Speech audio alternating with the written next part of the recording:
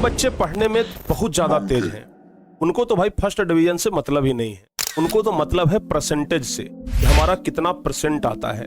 लेकिन जो बच्चे एवरेज हैं या जो बच्चे ज्यादा पढ़ने में तेज नहीं हैं, कमजोर हैं, वैसे बच्चे को लगता है कि एटलीस्ट कम से कम हमारा फर्स्ट डिवीजन तो आना ही चाहिए।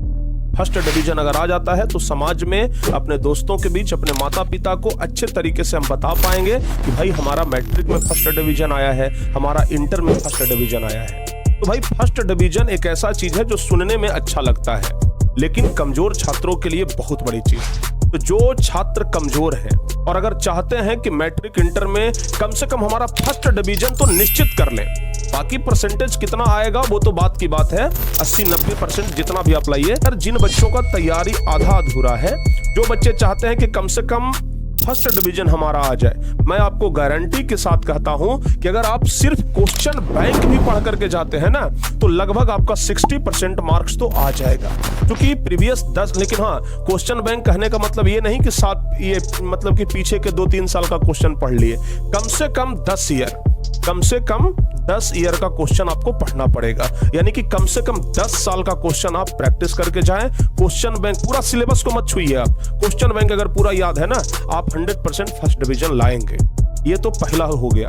लेकिन हाँ, इतना जल्दी क्वेश्चन बैंक भी पढ़ना आसान नहीं होता है, क्योंकि क्वेश्चन बैंक की इतनी मोटी पुस्तक आती है, क्वेश्चन बैंक की इतनी मोटी पुस्तक आती है, तो आप 3 महीना में पूरा किताब रट जाए, हो नहीं सकता है। जब आप साल भर में मनोहर पोथी नहीं पढ़ पाए, तो फिर 3 महीने में आप इतना मोटा क्वेश्चन बैंक नहीं पढ़ पाएंगे, हम जानते हैं।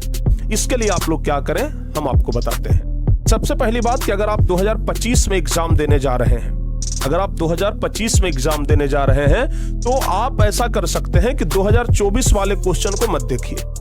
2024 वाले क्वेश्चन को मत देखिए, बहुत रेयर केस में आध क्वेश्चन लड़ेगा, अन्यथा 2024 वाला क्वेश्चन तो लड़ेगा ही नहीं।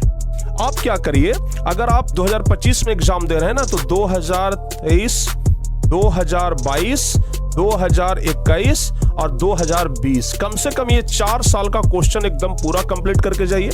जितना भी ऑब्जेक्टिव आया है, सब्जेक्टिव आया है, ये पूरा कंप्लीट करके जाइए। कम से कम यहां से आपका 30-40% क्वेश्चन लड़ जाएगा, ठीक है ना। इसके बाद क्या करिए कि 3-4 साल बीच में गैप करिए, और उसके बाद सीधे 2016, 2017, 2015 ये सब का क्वेश्चन देख लीजिए, वो आपके लिए बहुत ज्यादा कारगर होगा। और अगर आपको लग रहा है कि इससे भी ज्यादा शॉर्ट टर्म कुछ मिल जाए, इससे भी ज्यादा कुछ शॉर्टकट मिल जाए, तो फिर हम आपको एक चीज बता रहे हैं। आप लोग टारगेट बोर्ड का जो क्रैश कोर्स का बुक आने वाला है, या फिर जो क्रैश कोर्स का बुक आएगा, तो क्रैश कोर्स का बुक, ठीक है ना, क्रैश कोर्स का बुक जो कि ज्यादा मोटी नहीं है। अगर आप क्वेश्चन बैंक लेंगे इतना मोटा होगा, तो क्रैश कोर्स का जो टारगेट बोर्ड वाला बुक है वो मुश्किल से इतना मोटा होगा। तो 3 महीना में इतना तो आप लोग पढ़ाई कर ही सकते हैं ना। तो कम से कम एटलीस्ट उतना पढ़ करके जाइए। फर्स्ट डिवीजन की मैं आपको गारंटी देता हूं, फर्स्ट डिवीजन बाबू आपका आएगा, 100% आएगा। तो कम से कम अगर आप फर्स्ट डिवीजन लाना चाहते हैं तो उतना करिए। तीसरा चीज, अगर आप फर्स्ट डिवीजन लाना चाहते हैं तो एक चीज पर फोकस करिएगा, सेट प्रैक्टिस पे, ठीक है ना। सेट प्रैक्टिस पे फोकस करिएगा। कम से कम एग्जाम से पहले, सेट प्रैक्टिस मतलब होता है एग्जाम से पहले हूबहू उसी प्रकार के प्रश्न पत्र को हल करना जिस प्रकार का प्रश्न पत्र एग्जाम में आने वाला है। मार्केट में बहुत सारे ऐसे किताब मिलते हैं जो कि सेट प्रैक्टिस वाला किताब है, जिसमें कि आप लोग सेट प्रैक्टिस कर सकते हैं। तो सेट प्रैक्टिस एटलीस्ट एग्जाम से पहले हम आपको कहते हैं, अगर आप 10th क्लास में हैं तो कम से कम 10 सेट बना करके जाइए, और अगर आप 12th क्लास में हैं तो कम से कम 15 सेट बना करके जाइए।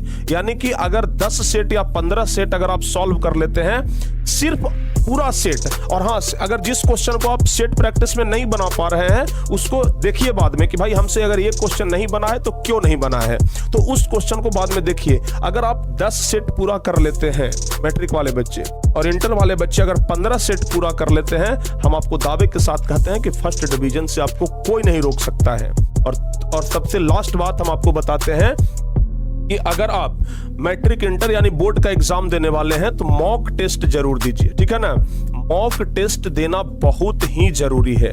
मॉक टेस्ट आपको कहां मिलेगा? टारगेट बोर्ड के भी एप्लीकेशन पे मिल जाएगा, आप लोग वहां से जाकर के टेस्ट दे सकते हैं, या फिर कहीं से भी आप लोग टेस्ट दीजिए, लेकिन मॉक टेस्ट दीजिए। टेस्ट के लिए हम एक ये स्पेशल एप्लीकेशन भी आप लोग के लिए लाएंगे दिसंबर के महीने में, ताकि आराम से उसको आप टेस्ट के रूप में दे सके, जहां पर कि लगभग 7-8 हजार से ज्यादा क्वेश्चन होगा, यानी कि पूरे 10वीं और पूरे 12वीं का क्वेश्चन होगा।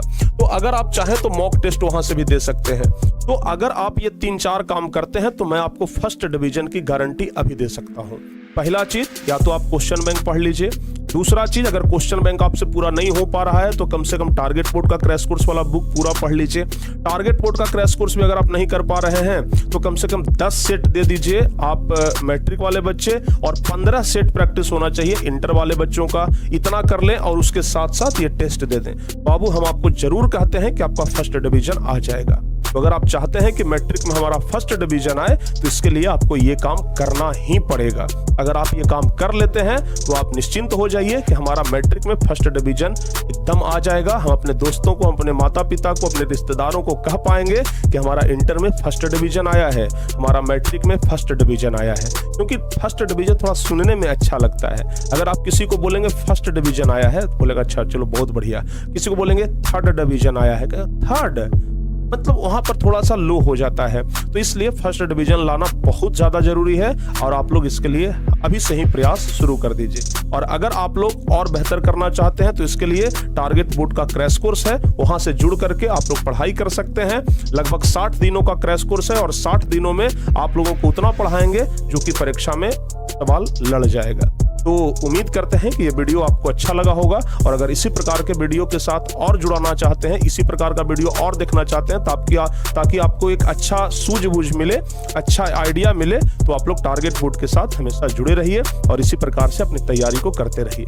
मिलते हैं किसी और वीडियो में, तब तक के लिए जय हिंद।